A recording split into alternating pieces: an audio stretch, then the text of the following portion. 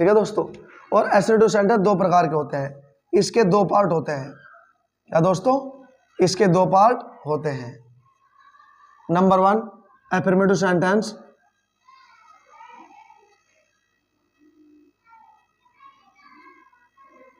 Affirmative sentence इसको हिंदी में कहते हैं साधारण वाक्य।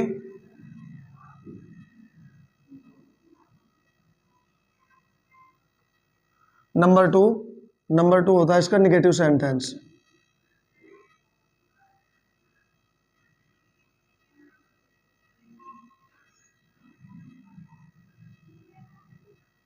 इसको कहते हैं नकारात्मक वाक्य।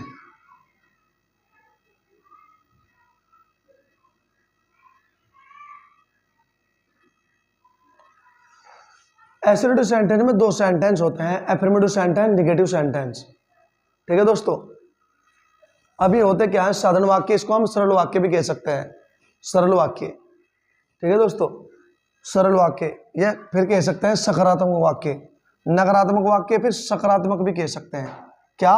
साधारण कह लो, सकारात्मक कह लो, आपकी इच्छा है।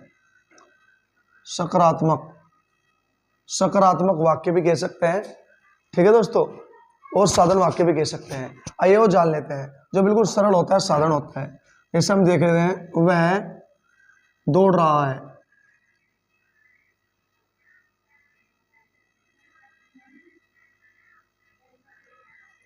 वह दौड़ रहा है, तो ना देखो, ना तो इसमें नहीं का प्रयोग आ रहा है, ना क्या क्यों ऐसा आ रहा है, तो सीधी बात है ये अफर्मेटिव सेंटेंस हुआ।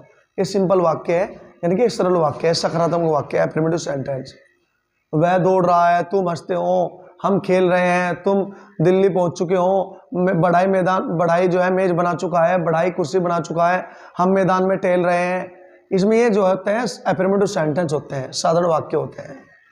और निगेटिव सेंटेंस में इसमें नहीं की भावना पाई जाती है। इसको कह सकते हैं हम, तुम नहीं दौड़ रहे हो, दौड़ रहे हो।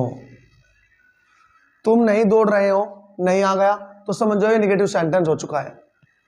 तुम नहीं दौड़ रहे हो, हम मैदान में नहीं टहल रहे हैं, हम नहीं रो रहे हैं, हम नहीं रोते हैं, हम दिन में खाना नहीं खाते हैं, हम सुबह में नहीं दौड़ते हैं, हम शाम में नहीं दौड़ते हैं, इस टाइप से।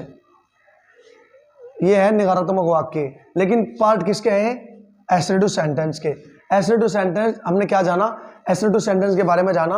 एसोसिएटिव सेंटेंस दो प्रकार के होते हैं, निगेटिव सेंटेंस और अफर्मेटिव सेंटेंस। आज से आप ये मत कहना कि निगेटिव सेंटेंस किसका पार्ट होता है, अफर्मेटिव सेंटेंस किसका पार्ट होता है। ये दोनों पार्ट एसोसिएटिव सेंटेंस का निर्माण करते हैं।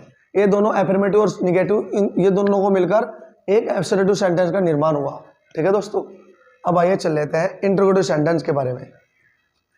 इंटरोगेटिव सेंटेंस भी दो प्रकार के होते हैं, इसके भी दो पार्ट होते हैं दोस्तों।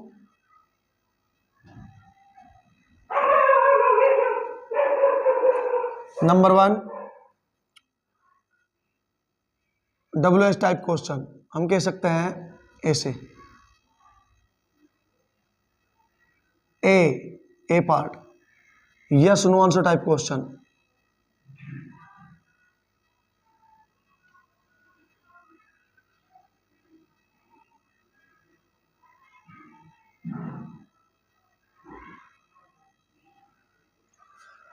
Yes no answer type question interrogative का। बी पार्ट, एक होता है WH टाइप क्वेश्चन।